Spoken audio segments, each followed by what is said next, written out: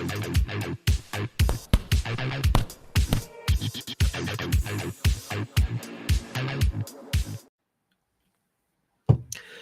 boxing fans around the world. Thank you for joining me once again for another exciting episode of Boxing News Today.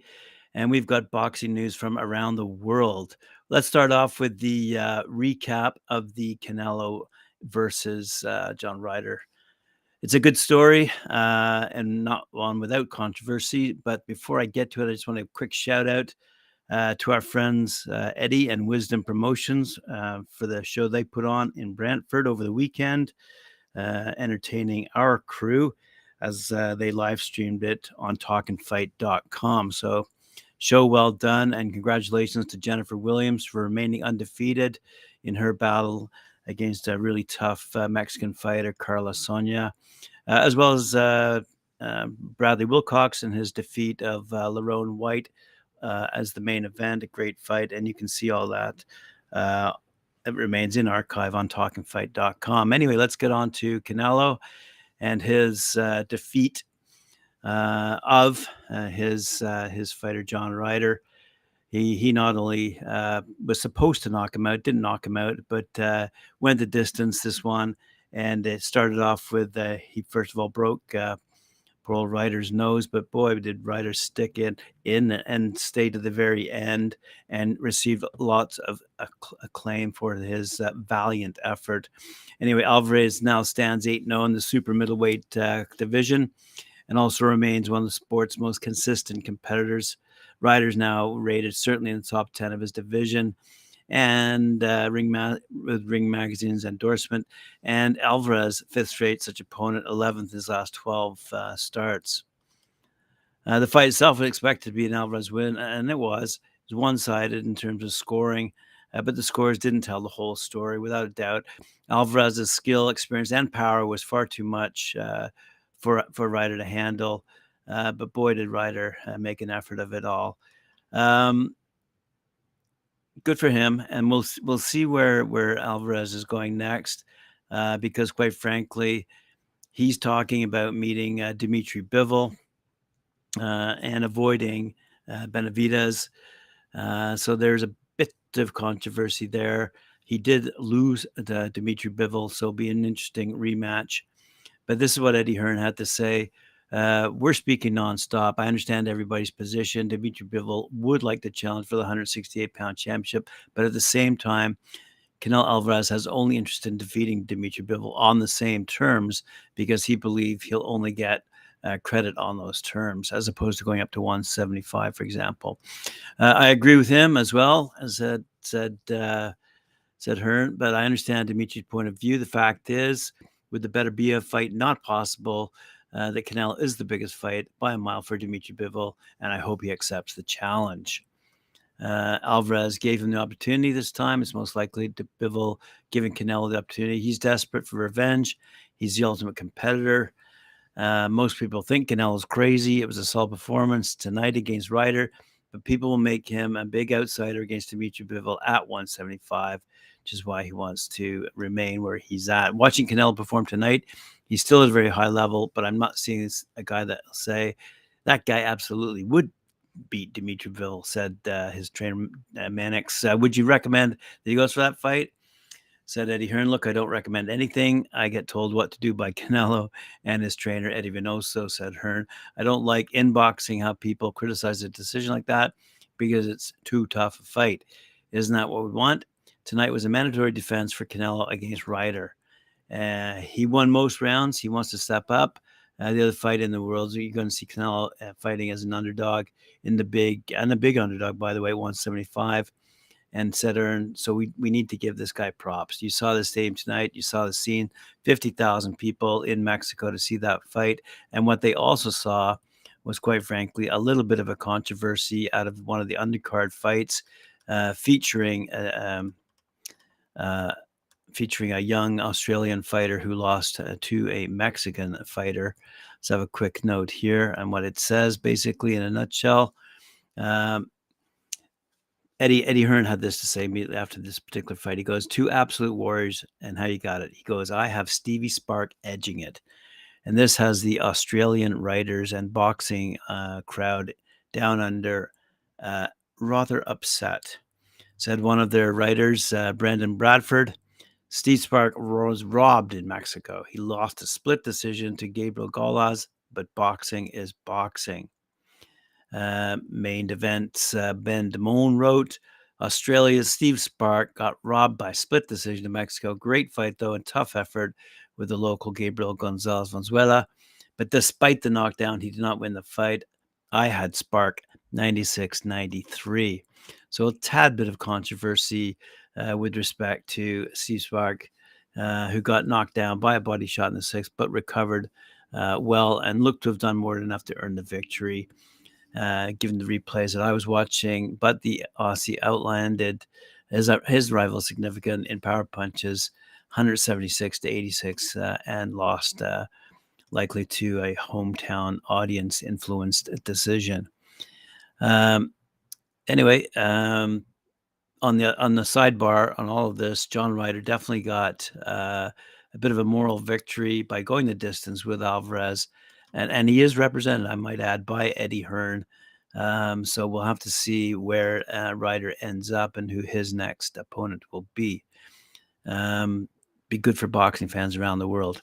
Now, speaking of around the world, here we go. I said we had a few stories. So out of Birmingham, one of our favorites, Ben Whittaker, who we were focused on during the Olympics a few years ago on our Olympic show, and he came out of that with a silver medal. Anyway, he took another stunning stoppage win in the third professional fight of his career, sending a resilient opponent in Jordan Grant tumbling to the canvas and unable to answer the referee's count just seconds into the third round with a savage left hook to the temple. So Ben Whittaker on his way now in the pro ranks, and we'll have to see what his future looks like. But according to his promoter, Ben Shalom, he's a character, but we need characters in boxing, and he's a character that's going to cross over to the mainstream and be a figurehead for boxing. He has everything to be that, but also he's extremely talented. That's where his confidence comes from. He's fought all the way around the world. It's in a really tough division, both in the amateurs and now professional. He's excelled, but in doing it in a way where people want to watch him fight, want to watch him speak, want to watch him come to the press conference. That's what makes him a superstar. He is the full package. I think he's going to be headlining arenas. It's a big reason we're in Birmingham.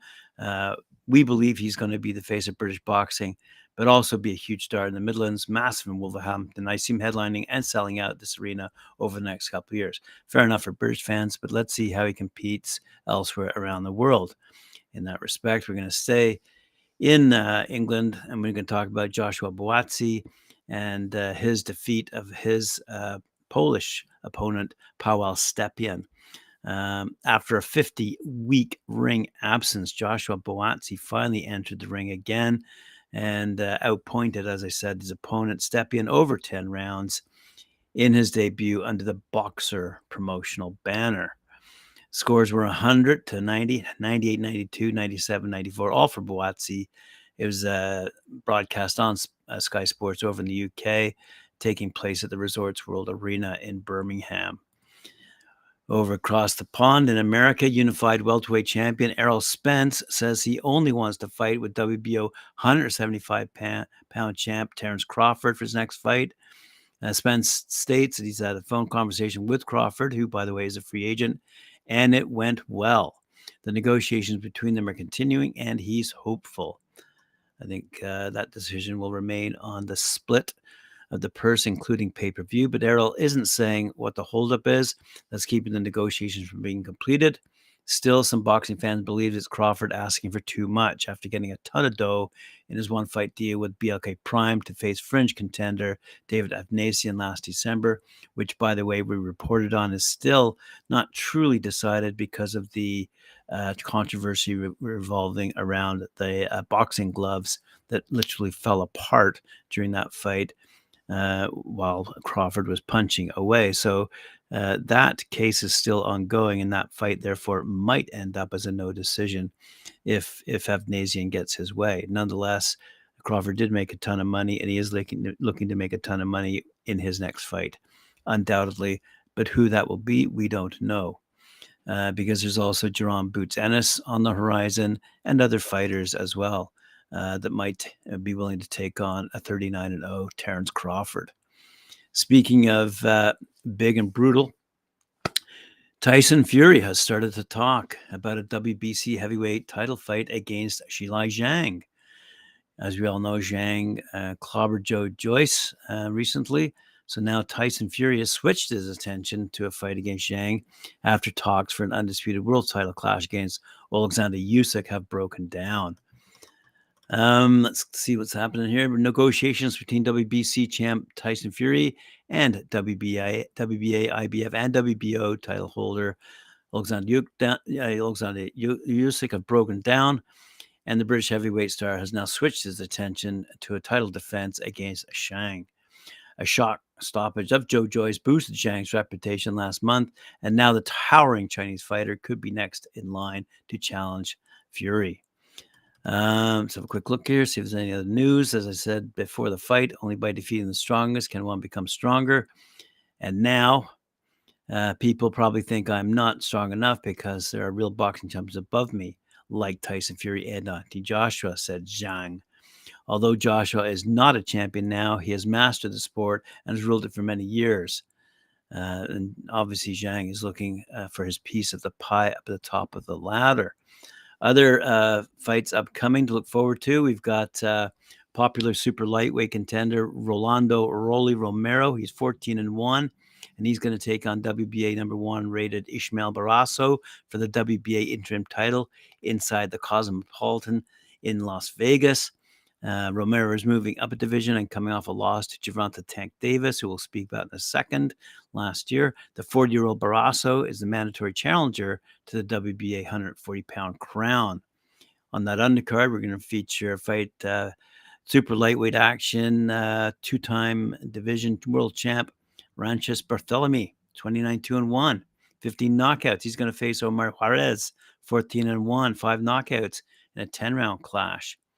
And Batir Abmindov, good. This will be a good one. Kamindov, he's facing Kenneth Sims Jr., 19-2, 7 knockouts, by the way. Elsewhere, we're going to see undefeated WBO middleweight champ Janibek Kwazak style Alam Kunuli, 13-0, 8 knockouts. He's going to defend his world title against Stephen Butler, 32-3-1 at the Stockton Arena in Stockton, California. Also on their undercard in the co-feature, former two-time world champion Jason Mayhem Maloney from Down Under, 25-2, will face big punching Vincent Astrolabio for the vacant WBO bantamweight title. Good stuff. And another fight coming up on June 10th. Unbeaten prospect Robert Daniels Jr., 8-0, will be in his first title fight as a professional on June 10th in Buenos Aires, Argentina. The bout will be part of the WBA's annual KO for Drugs show. The information was confirmed by Daniel Jr.'s advisor, Zach Hershon. Daniel's opponent will be Gabriel Omar Diaz, 13-5, who is fresh off an upset of his previous unbeaten countryman, Kevin Buenzella. The 10-round bout will be for the WBA Latin light heavyweight title. Wow. By the way, Daniel Jr.'s father was former WBA cruiserweight world champ Robert Daniels Sr., and the opportunity is now there for Daniels Jr. to move closer to world title contention. Good stuff. But let's conclude today's episode with a little bit of news about good old Gervonta Tank Davis, who I have seen in many headlines and reports around the world from many superstars in the industry saying he is the new face of boxing, but I am not too sure. Let's have a quick look. After his defeat of Ryan Garcia back on April 22nd, he has been to court. And on May 5th, the Baltimore court was quite kind to Tank Davis. As we know, he is the WBA regular lightweight champion, and he stood trial in Baltimore for his alleged involvement in a hit-and-run accident that took place in November 2020. And he could have been sentenced to 7 years in prison if the judge went through with a guilty verdict. But what was the end result following that long trial? Well, let's have a quick review here. He was celebrating his birthday at a club back in 2020, ran a red light in his Lamborghini, hit a Toyota 2004 Toyota Solara, bringing 4 people, including a pregnant woman, into hospital. There was also video of the crash, but Davis allegedly left the scene of the accident before authorities arrived and pled guilty to 4 traffic offenses. Before the initial sentence, Davis was facing 14 misdemeanor charges, which included 4 counts of failing to return to a scene involving bodily injury. And by the way, there is a civil lawsuit underway that he still has not faced in trial yet. Anyway, the judge rejected a plea agreement that would allow Davis to avoid jail time. Davis would have been confined to a 60-day home confinement punishment if not for the rejection. And that was due to the testimony of Jair Smith, a pregnant woman who sued Davis after suffering multiple injuries following the crash. So is he going to jail? No. Davis will not be heading to prison. He was sentenced to 90 days of house arrest, which will be served in the home of Calvin Ford, his coach and trainer, and may be able to leave the house to continue training in the gym. His original sentence was set for 2 years in prison plus 60 days. In addition, Davis must also complete 200 hours of community service and take part in other programs not yet released. And he also faces 3 years on probation. The verdict, however, was met with criticism in his hometown there. Baltimore Circuit Judge Athena Handy did not appreciate Davis refusing to apologize to one of his victims and not showing any remorse whatsoever. Davis's next court case, following his arrest back in 2022, this past December, by the way, where he was booked by Broward County, Maine jail in Fort Lauderdale, Florida. He was booked on one account of battery causing bodily harm. It was reported that he struck a woman on the right side of her head, allegedly using what was described by police as a closed hand type slap. The blow allegedly left her with a small abrasion to the inside of her upper lip and on the right side of her mouth. So the boxer has a May 26 hearing scheduled in Broward County down in Florida related to that misdemeanor domestic violence charge. And so I'm really a little bit unsure how he can possibly be the face of boxing at the moment with all these troubles in court facing him. However, these sentences he's been leveled with will not cost Davis the rest of his 23 boxing matches. Should he avoid additional punishment in his next hearing, however, Davis has options. A Ryan Garcia rematch is off the table as the contract the two signed only required one if Davis had won the bout, and he did. Given his new status as the face of boxing, which I kind of laugh at, sorry about that. I know it's quite serious, but Davis can defend it against the best of the lightweight division. He could face the winner of the Devin Haney versus the Vasily Lomachenko fight coming up on the weekend, and he puts his status on the undisputed lightweight champion on the line against Ukrainian former champ on May 20th. The winner of that fight, as I said, Devin Haney versus Loma, may face Davis afterwards. Another possibility is a bout against Shakur Stevenson. Stevenson fought in April, beating Shoichiro Yoshino by technical knockout in his lightweight debut. The 25-year-old is also under Top Rank banner. So along with Haney and Lomachenko, meaning that he could get a first crack following the May 20th fight. And all 4 are bound to cross paths soon anyway, depending on how negotiations go. And so that, my friends, is wraps up our show. Let's have a quick look at what people have been saying in the chat room. Looking forward to any guy to go to the Hall of Fame weekend. I thought that Hall of Fame weekend already taken place. But anyway, thanks very much, Russ. Appreciate your comments. Fight from at least a man. YouTube had a very bad stream.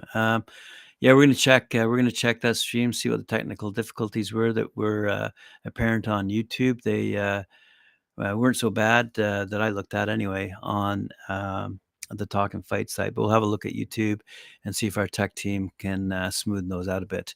But there was nothing we could do about the Wi-Fi that was inside the arena, seeing it was accessed, quite frankly, by all the thousands of people in attendance as well. Anyway, thanks very much for joining me. Remember to like, share, subscribe, hit that notification bell, and I'll see you later on at 4 p.m. when I join Mike or Cedric Ben for their show, Knuckle Up. See you tomorrow.